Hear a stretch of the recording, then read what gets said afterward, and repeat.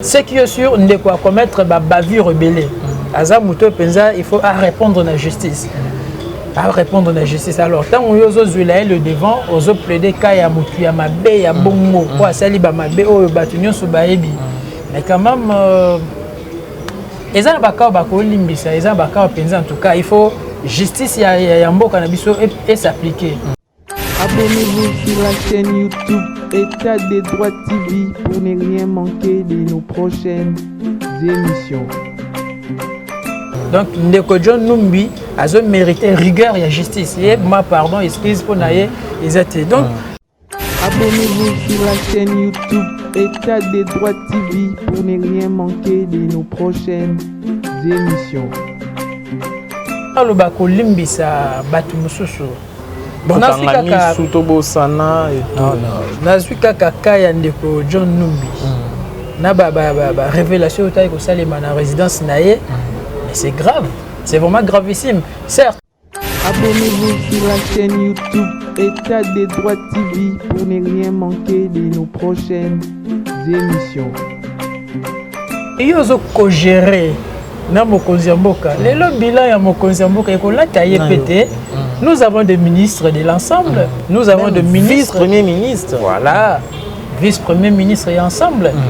Mais tant qu'on tenir à propos ya bon aussi longtemps. Yomoroza na kati ya masolo.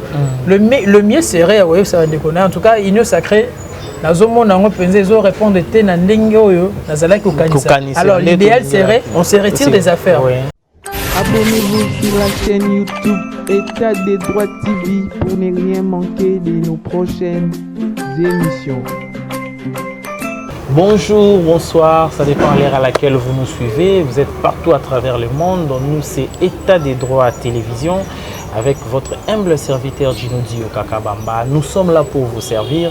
Encore une fois, tout un plaisir. Tant que vous êtes très très nombreux partout. Mais aussi, une seule chose, si vous êtes abonné, peut-être vous êtes sur YouTube à travers lien, pas un déco, et pas un moninga, la Facebook, la WhatsApp. Vous avez une très bonne chose, au s'abonner pour ne jamais rater nos émissions, nos informations, actualités. Nous on a État des droits TV. En tout cas, abonnez-vous, ça sera une très bonne chose. Pour aujourd'hui, nous avons le réel plaisir de recevoir un cadre de l'Union pour la nation congolaise, INC, parti cher au docteur Vital Kamerhe, ancien DIRCAB, chef de l'État, ou les lois en prison. Par rapport à l'actualité politique de l'ère, jusqu'à présent, c'est la Sénina Nukara, intériné un nouveau animateur et Sénité. De l'autre côté, la résidence, il y a Général John Numbi ou Akima, d'autres personnes disent qu'il y a déjà en Tanzanie. Mais la résidence, il y a des révélations graves, des armes, des munitions de guerre, des photos, des tout cela, il s'agit de qui c'est M. Karim Kakeba, qui est cadre à INC. Il y a d'autres éléments qui sont présentés correctement. Il directement, pour saluer, inviter bonjour, bonsoir, M. Karim Kakeba. Bonjour, Dekodino. Vraiment, plaisir. Tout le monde est là. Salut, Mikolo Belé, tout le monde a raté. Mais sinon, vraiment, on a par rapport à la présentation, en tout cas, et salut comme il se doit. Donc, Nazan Deko Karim, moi, il y a un communicateur, il y a UNC Lobby.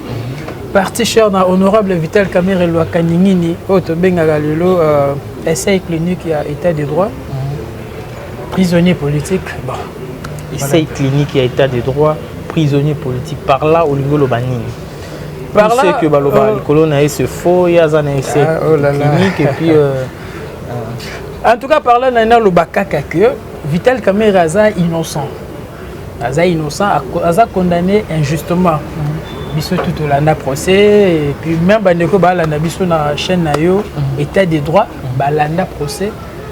Justice congolaise est acquis à mesure, il y a la preuve. Indice, il y a culpabilité à Kamerhe. Tant qu'on est à niveau d'appel, chose grave encore, l'appel, condamné sous une Vital Kamerhe de 13 ans. Réduire quand même, mais sur base de quoi? Soustraction et salima sur base de quoi? Parce que l'accès sur la preuve que non, voilà, au vu de ça, tu aurais dû prendre une peine de 13 ans. Mais par verdict, tu as comment tu as monté la position? Ils allaient quitter ils allaient procès complaisant. On a à la face du monde que non, voilà, état des droits au Tozo Luka. Mais bon, ça là, Ndeko Vital a croupir dans la prison ya Makala injustement. Pour le procès wana permettait bandeko mususu baza la promu au niveau ya magistrature donc procès 100 jours, procès moko bidon, procès politique qui n'a rien à voir avec le droit pénal au biso toyebi. Voilà un peu en quelque sorte on a lobaki que azaki kobay ya état de droit, donc balinga basa la test ya état de droit et pas Ndeko Vital Kamerhe. Merci beaucoup Ndeko Karim Kakeba lelo to solola yango vraiment mingi te ezala car juste par rapport ya présentation na onde tulungaki toyeba ezanini Ndeko Karim Kakeba bido na niveau ya INC vous faire partie de l'Union sacrée pour la nation, vous avez na cache le vous avez l'Union sacrée pour la nation.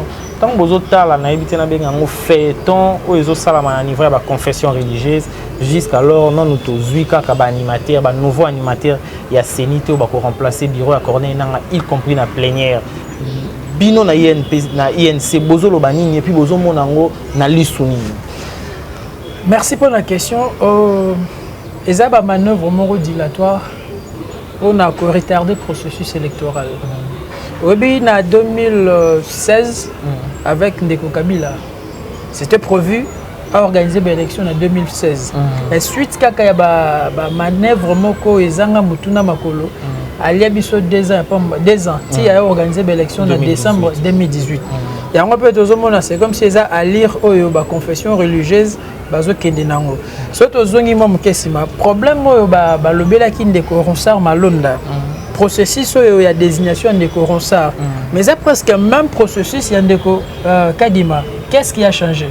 Mais d'autres personnes disent que na deux parts déjà pour Ronsard Malonda Ndeko Janine Mabunda tinda qui lettre on sans pour autant avoir approbation et plénière et puis bandeko ya 6 confessions religieuses de l'époque bakenda ko déposer en sans pour autant bakuta na bango nyonso 8 na niveau ya Senko, mais cette fois-ci au moins lettre kenda qui officiellement et aussi ba travailler bango nyonso 8 ensemble mais ba ko quitter ko bimisa mutu moko na consensus etikala ka étape balika na élection ndé ECC na Senko bakanga ki ba porte et bande ko ECC ba ya Senko ba bazola là to continuer donc ils sont un peu différents te baka wana mi balé selon bino ils sont différents parce que oui ils sont différents parce que na Ndeko Ronsard problème est qu'il y a consensus na niveau ya consensus na Ndeko Kadima problème est na niveau ya consensus mais charte na le consensus c'est ça miti ba l'élection est-ce que c'est le maki?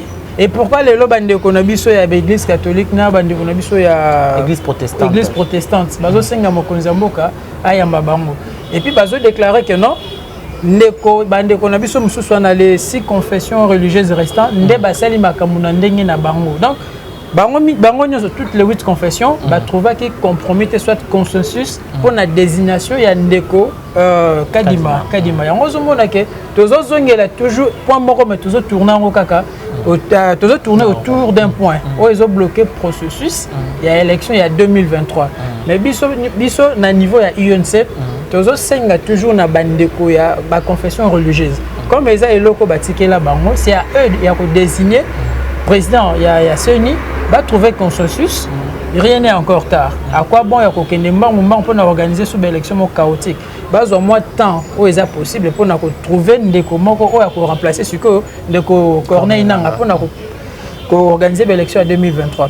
Mais il faudra aussi qu'il y ait le comment Moutounio sera désigné. Il y aura toujours des réclamations, des contestations. Oui, parce que oui, les lois à table Jésus Christ qui na tête ya CENI.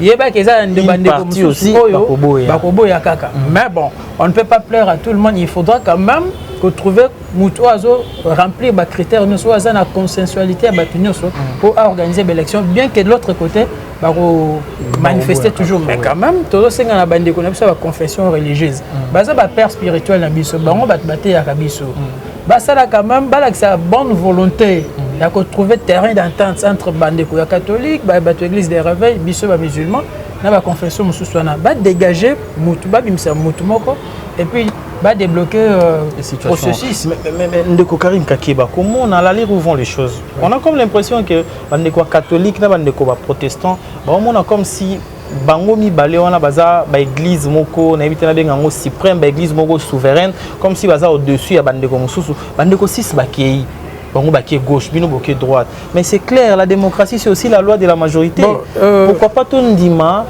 procès verbal au bandeko 6 baena yango?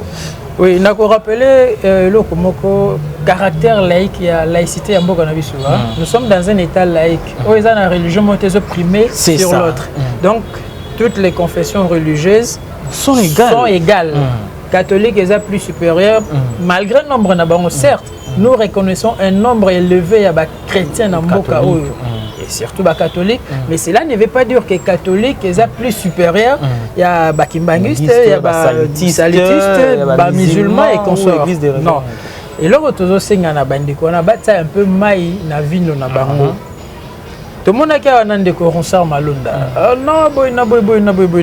Mais tant que tu es sous un déco kadima, donc, même cause, les autres produits, même fait. Baza n'a pas déclaré boy. En tout cas, la piste de solution, Nalanda tout sous intervention de Cholé. Tant que comment Benganaki, la confession religieuse, pas nani. Non, moi j'étais fatigué et naïf, ça va du mapon à poser. Ah, mais non. Est-ce que ceux qui ont été au candidat, est-ce que c'est fatigué là? D'abord, on a des journalistes, on a qu'à mettre reprise au côté dans le centre interdiocésain. Même s'il va se reposer, mais c'est pas dans la salle. C'est ça. Choses à la paix souvent ils en ont quatre mais dis-moi bah chambre on a bango à repos ezali wala ezaki salle ya conférence il y a travail yo solo se reposer là la salle to ziba kitimba lo on a pensé ezaki esquisse de cocher les pesaki eza manière kaka ya ko bloquer processus électoral en politique tout est possible et tout est faisable to comme on appelle bandeko on a ba jouer jeu moko boya ko retarder l'élection et puis au moins on a fait 2 ans c'est ça question derrière n'a posé de Karim à la où vont les choses les lots ce que l'élection est organisée en 2023 à qui la faute topé ça n'a ni faute dans les Cambois que 2023 tout comme l'élection parce que na vous rappelez ils en ont beaucoup déjà dans la plénière il y a Seni ils en ont en fonction de Gustave Mbadaer à Bino na INC a hauteur aussi la déclaration lobby que déjà tous retard ma casse parce que tu vas ça la calendrier cartographie attangi va procédure rebelle va processus rebelle abi nous sommes déjà en retard et puis ndeko mboso assemblée nationale même mboso ya aita oya sokipa na mambo ya élection il pas lobby c'est la même chose nous sommes en retard ce qui Jérôme Mboso ce qui élection et salamité na 2023 à qui la faute? Bon, ce qui est élection et salamité en 2023 na loba ki a tout ça la politique tout ça la politique. Et puis en même temps, tout a pouvoir et séparation. Séparation des pouvoirs, régime et séparation des pouvoirs. Certes, le chef de l'État ne pouvait pas s'impliquer dans ma kambutu. Et on a dit la responsabilité naïe. Mais quelque part, il a aussi sa part de responsabilité. Déjà, tant où la confession religieuse est retrouvée compromittée. Niveau de l'Assemblée nationale, ceux qui paient quitter, c'est maintenant au chef. Yako benga bandeko wana ndenga salaki on a tour ya ndeko Malonda abengisa ibango en tout cas bozonga bo travailler le plus vite que possible botindela nga kombo ya ndeko ngana signé donc il a aussi sa part de donc ceux qui élection est salamité en 2023 to condamné na bandeko à confession religieuse na bandeko ya Assemblée nationale et lui-même aussi le chef de l'État parce que s'il a aussi besoin d'organiser les élections parce que ça fait partie aussi à bilan naé non. En 2018, pardon, en 2023, moi, Azan a premier mandat, et là, on a été. Azan a mandat à Liboso. Et la démocratie, c'est aussi la tenue des élections. C'est ça aussi l'élégance de la démocratie. En 2023, président Félix, en tout cas, a organisé l'élection. Donc, comme il a 2000 prochaine, vous en avez 2028. On est à la seconde mandat. Et à Kolobango, les lois de Kabila, pour ne pas vraiment citer son nom, moi j'ai organisé les élections en 2018. Sans financement, ozomona makambo toleka na mboka onini Guinée. Il faut éviter babiloko bongo. Tout ça là déjà un pas na niveau Afrique. To laki ça vraiment que c'est possible. Il y a ça la passation civile, il y a pouvoir 5 maquillettes, 5 donc bandeko wana nyonso o bazo travailler na ba niveau ya confession religieuse, na niveau ya assemblée nationale et puis président de la République. Il faut pas manifester volonté ya co-organiser l'élection en 2018 2023 pardon. Parce que bango nyonso peut baza na part ya responsabilité. Ça ne vaut pas la peine ya robanga que non organiser non. Chef de l'État Félix aza na mandat na ya liboso. Donc en 2023 aza na intérêt nyonso ya organiser l'élection. Il n'est pas dans son second mandat pour moi parce que n'était ezani nanga suka tozwa batam milai. Merci beaucoup Ndeko Karim Kakeba. Je rappelle la bande de connaissances sur Rolanda Bisso, Toyambi Ndeko Karim Kakeba. Azali communicateur ya INC, parti cher Ndeko Vital Kamyo et tout sur par rapport à l'actualité politique de l'ère. On signe à Nabino Kaka, beau s'abonner encore. Yo na nos s'abonner et vous avez une très bonne chose. Ndeko Karim, to passer directement à la deuxième point, il y a émission Nabiso. Sur par rapport à la sortie médiatique, il y a Ndeko Moïse Katumbi, alobaki moi makambo ebele, alobi tolimbisa bandeko basalabi mabe. État des droits, oui, mais Maramusu to landela vraiment te. Ndeko lobby, ceux qui va aligner kaka proposition de loi sur la nationalité, y a se retirer na union sacrée. Par rapport à tout ça, on a besoin d'un mariage, vous en ensemble, mais on a la déclaration plus que même un opposant. Bon, et là, il y a démocratie paix en Wananano. Ça, c'est la première des choses. Aspect à Liboso, c'est ça l'élégance, la beauté de la démocratie. Cause à la union sacrée, et l'unique accepté que pour réduire l'union sur le silence. Et ça, parti étaté à Mobutu. Non, ils ont union sacrée. Tout FCC encore, voilà. Merci pour l'argument détail. C'est vrai, tout ça, une union sacrée. Place les autres marchés, il faut qu'on le bat.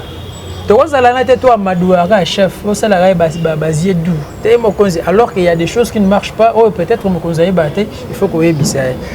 Mais lorsque vous êtes aussi au pouvoir, il faut assumer. On assume. Depuis l'élo, opposants, Ezaline Ndeko Fayou, Ndeko Muzito, ils sont en dehors des institutions. Mais ils ont co-géré. Le bilan ya Mokonzi Mboka nous avons des ministres de l'ensemble, nous avons des ministres, vice-premier ministre, voilà, vice-premier ministre et ensemble. Mais tant qu'on veut tenir ma propos aussi longtemps, yomokoza na kati ya masolo. Le mieux serait, ouais, ça va déconner. En tout cas, union sacrée. Répondre alors l'idéal serait on se retire des affaires, mais toi tu es dans les affaires et en même temps tu joues encore le rôle d'un opposant. Ça c'est vouloir une chose et son contraire. Ça c'est la première des choses. Et deuxièmement, tant que le bako limbisa batu mususu bon nazwi kaka kaya ndeko John Numbi na ba révélation taille ko salema na résidence naie. Mais c'est grave, c'est vraiment gravissime. Certes, na ba révélation là mususu ngapé en tant que scientifique ba lobby ba moni ba congélateur na batu na kati. Mais moi je me demande ndeko John Numbi depuis Akima, ça fait presque 1 an.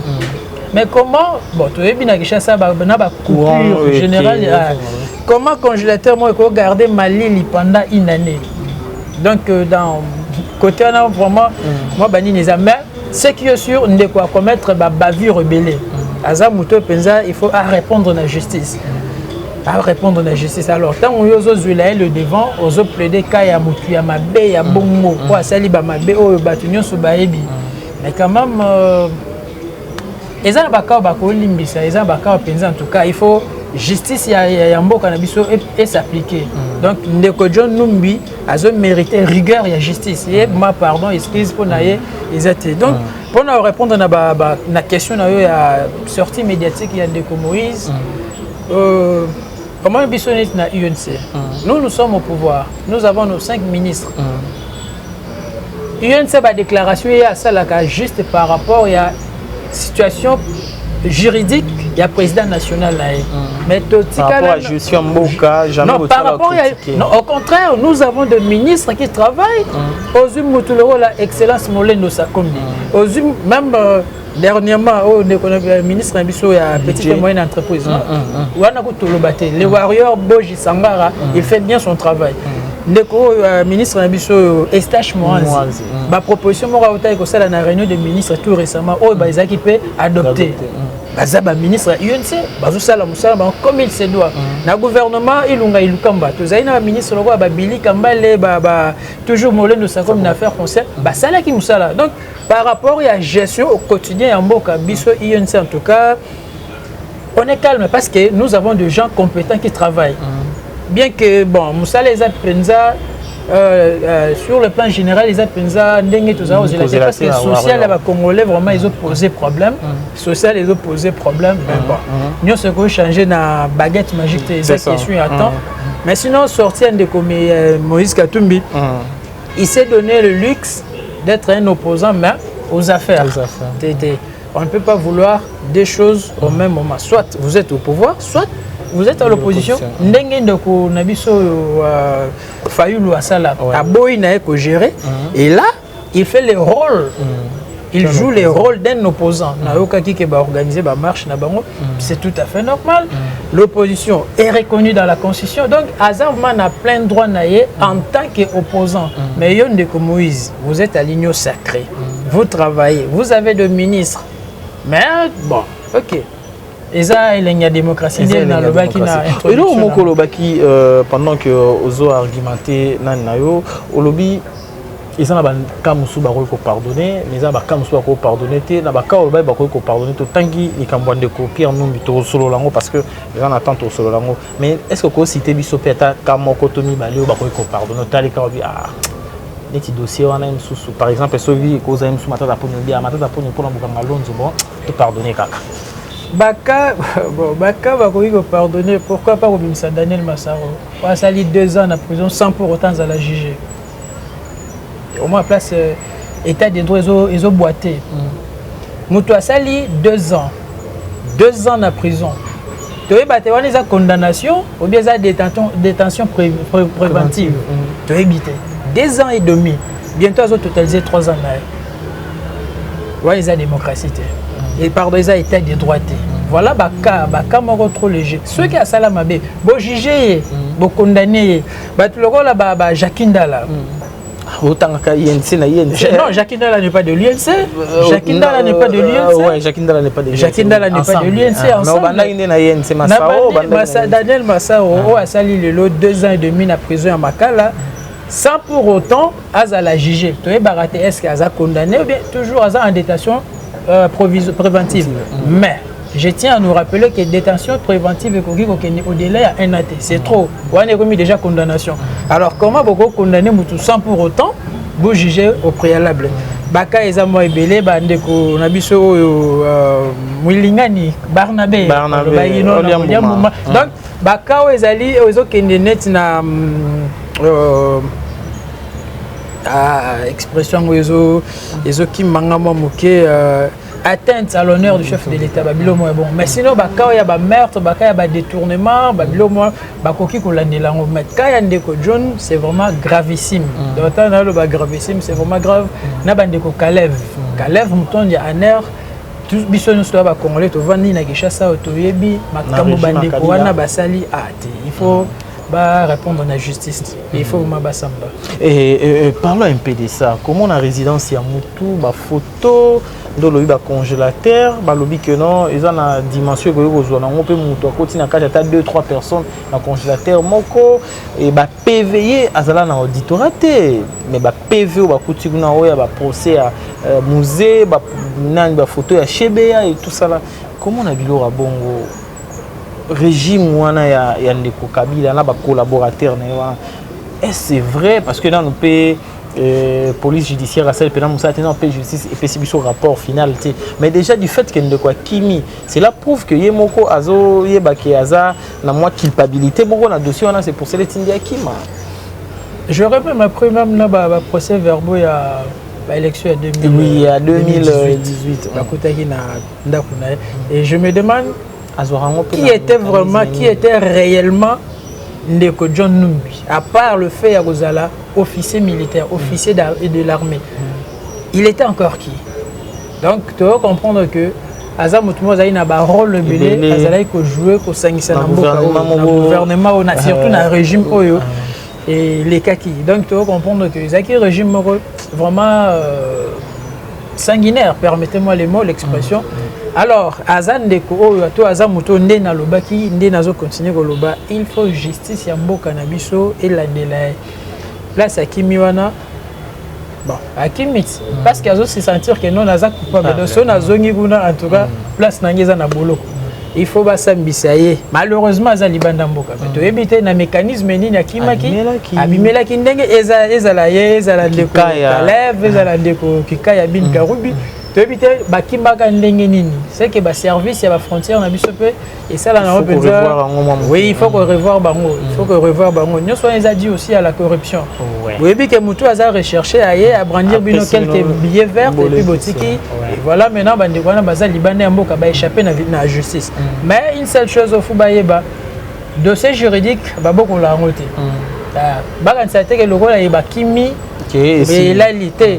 Les hommes passent, les institutions restent. Les lois de Félix, le régime n'a pas l'équipe. Mais le dossier n'a pas toujours intact et au demeuré toujours. Donc, régime en tout cas, et que l'amsasuka ka dossier na donc et là ba sala okimana eza benza solution tika sali. Moi ngakuna encourager ka sénateur Matata Ponyo ko azala ki libanda mboka bité ngana zozonga mboka. Mais il pas zonga mboka affronter juste combien le bon na affronter dossier za organisation et non dossier à Bukangalonzo mo ndenge no yepé sousupé ayo sa théâtre alia ki alobi gérant trop pays pour affronter la justice. Aye d'abord liboso dans nous bah sénateur va protéger oh non bah immunité va relever ni tété congé vacances parlementaires bureau aller voir bah immunité n'aidor aller pour affronter la justice bon c'est un sénateur hein? C'est un sénateur à le rôle commet de mortalité donc on a ressemblé ils ont ba procédure et puis ils ont ba organe ils sont compétents pour nous nettoyer bureau ça na cour na parquet. Il y a un secours de cassation, à niveau de l'école. Donc, le problème, il y a un sénateur Matata Ponyo. D'abord, volontaire aux zones en Mboka pour affronter la justice. D'abord, c'est une chose à féliciter. Peu importe, les gamins, abimité, il y a toujours les bandes en Mboka. Empoisonné.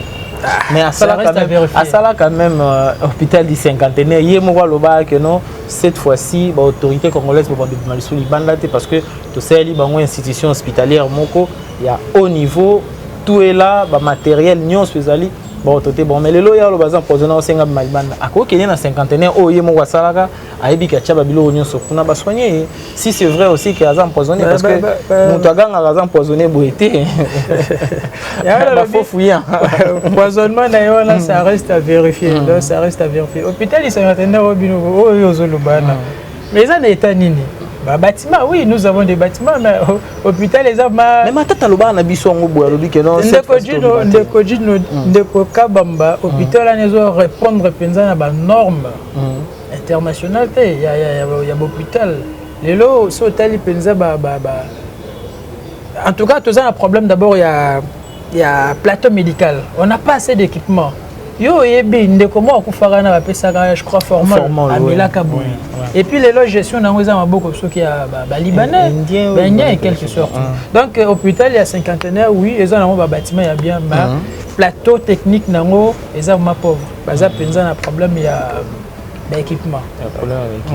Poisonnement il y a des comatata, ça reste à vérifier. On est dans un argument détail si réellement il est malade.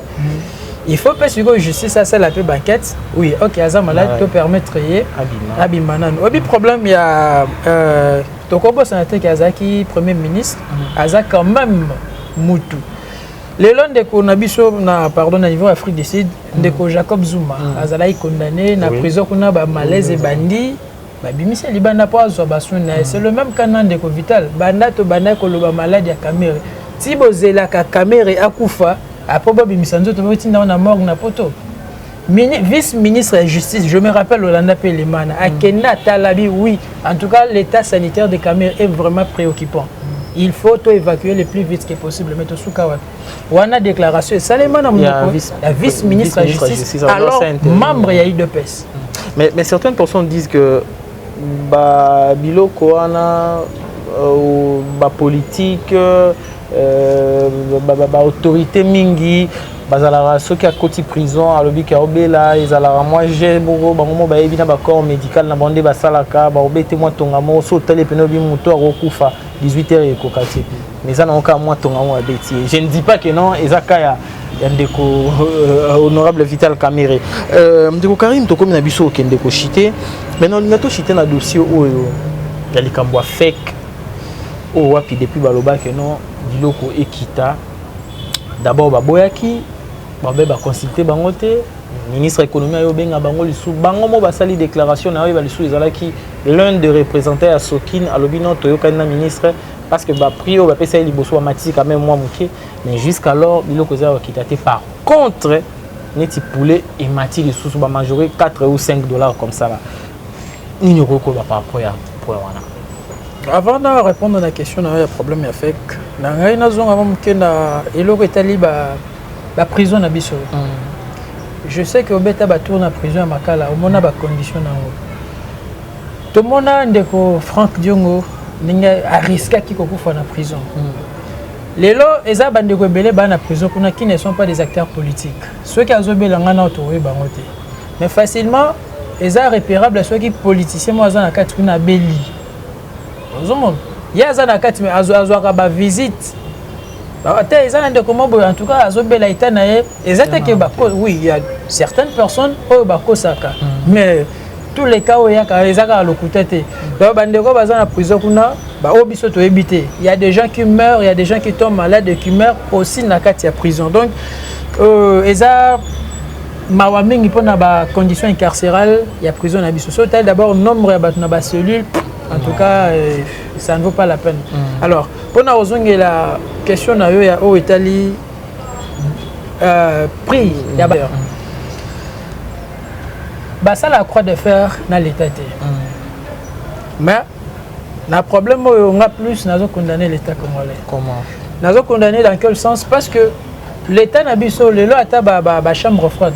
L'État a un bateau de pêche, il y a un individu. Tant que vous avez un biloko, vous avez un cher. Nous avons l'État. Na tepe yanga koto yende ko na biso azo filmer biso aza acheteur entre ngana ya somba wapi à quelle place moins cher mais so to zonga na marketing tant que concurrence ezala ebele et ça automatiquement bilo ekitaka mais bino bo solaka na bango pe batala intérêt na bango au monde que eza penza moi passe le loba prix ya biloko ekita makasi ma eza ba décision mo to bengaka ngo un peu populiste ma faisabilité n'a pas posé problème. D'où il faut que l'État congolais a tapé la chambre froide a été kabilo qu'on a pris à mouké. Au moins, on a bango moko. En tout cas, il y a un biloko. Ça la croix de faire dans l'État. L'État a la capacité à Kenya, Namibie, Zambie, Basombi, Babiloko. Et il y a un prix vraiment abordable, accessible à tous. Au moins, il y a des gens qui Sokin, Banini, Bango Moko, Bakitabilo na bango. Et puis, il y a des gens qui jusque là, ordonnance, ils ont accompagné la décision. Il y a des pris à Biloko, ils ont raté. Donc, ils ont des discussions toujours verbales. Le ministre de l'économie vraiment rassolé a signé un PV d'ensemble. Parce que le premier tour, il a signé, mais la deuxième réunion, il a signé un PV d'ensemble. Mais jusqu'alors, changement aussi les marchés. Mais ils ont le prix à billet à l'avion. Et qui tient en haut. Mais si le prix est qui diminuer pas tout nombre de bagages au bazaki na wana. Donc au lieu de mutwazaki na droit à 40 kg, ba comme 25. Homme souhaitika là par kilo ozo sombango. Donc voilà. Donc tozo futaka même prix à Kalamesko na ndengi mususu. Qu'est-ce qu'on a fait? On n'a rien fait du tout. Donc ba décision populiste, il faut tous à la construction tant on tozo ba décision. Mais malheureusement na Congo nous avons un problème, nous n'avons pas d'hommes d'État, les hommes d'État. Nous avons des politiciens. Il y a certaines décisions où bandeko bazwaka pour na plaire batu ba électeur nae nazwaka ya ram eloko yo ram non il faut vraiment ministre a pété un tic a expliqué ce problème il y a ram mais ça c'est de l'escroquerie à ciel ouvert on ne sait pas il faudra payer combien par mois et puis unité boy bazui je vous dis je suis à l'IFASIC dernièrement na mona baté soi-disant wifi ya ko bazo kata biso ba unité mieux vaut qu'on ait un mégabyte kilo oyo wapi ça c'est la première des choses et deuxièmement babi ke bazo kata ba ram pour na ta ba unité na ba internet non pour na ta ba internet na ba université yo za étudiante maman na biso otiki na ndako n'est pas étudiante alors wifi baté kuna ko bénéficier pour mais bokati unité donc il a fallu tracer d'abord modalité ya ko kata ba nini wana soit c'est ce que no ba no futa mensuellement mutoy ba ke no na moi au fond futa $1 nanga mais ça que au $1 bakati au $2 bazokata problème ya ram ndeko ya pété un tic il nous faut vraiment des explications na bande ko na biso à RPTC parce que c'est trop donc trop c'est trop to za ba congolais to lingana beaucoup ça la biso en tout cas ils a vraiment parce que biso ça pas si makasi. Merci beaucoup Ndeko Karim Kakeba, nous sommes arrivés à la fin. Éviter un dernier mot pour aujourd'hui par rapport à Masoto Sololi ni cause lokola lilobano ya bokaboni pona lelo. Lilobano ya bokaboni zaka que toza na mboka moko Congo, il faut to lingango. To landi enquête Ndeko Alain Foucault Sali pour l'exploitation ba minerai na biso. C'est vraiment déplorable. Les abma presse. Lobi ezaba secteur mususu to ezaba contrat mususu ya mboka na biso. Absence totale, il y a l'État congolais. Oui. Donc, ils sont contrôlés par des étrangers. Ils font la loi sous le regard impuissant. Il y a l'État Nabiso. Dans la vidéo,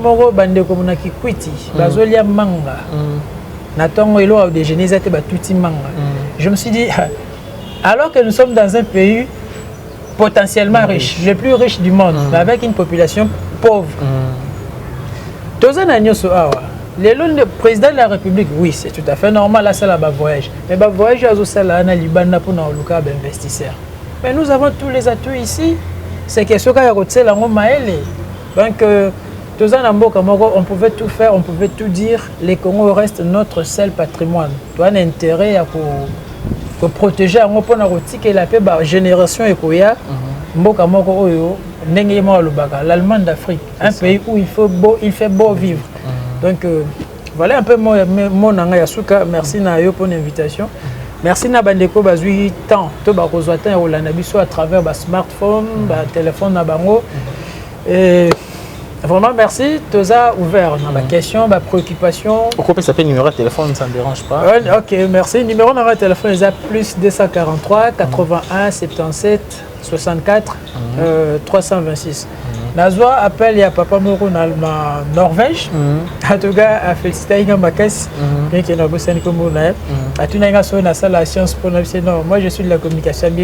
Sur la science pour, en tout cas, ça allait être mieux. Donc banalise autre au sala ouais bon toujours mais makaka apport na biso notre connaissance notre savoir-faire na Italie avancement ya mboka na biso et au sala pe boye jour sous chef de l'état a tombé pe na émission boye atal abi métier mais ce sont des informations qu'on me donne donc ils ont manière à informer na musika parce que accès boyeza na moi te rejoindra accès wana te voilà un peu merci pour l'invitation. Merci beaucoup Ndeko Karim Kakeba za cadre à INC to so la qui par rapport à l'actualité politique de l'ère to sengi na bino kaka bo s'abonner en tout cas s'abonner vous cliquez à la place pour commis s'abonner voilà et puis vous cliquez aussi cloche il y a notification pour ne pas que orataka ba émission na biso. Merci à toute l'équipe technique na Kenzo, merci na bande connu sur l'andi biso partout na pesi mbote na maman Adrienne molonga nya papa Riben depuis Washington do mbote belé na bino nzambaza na bino. Je n'oublie pas aussi maman Angèle Tumba na Washington bande connu sur l'andi biso de partout qui mia na nzambeza na mabota na bino to goûter na bino très très prochainement et restez branchés donc bye bye. Merci Ndeko Karim. Merci. Abonnez-vous sur la chaîne YouTube État des droits TV pour ne rien manquer de nos prochaines émissions.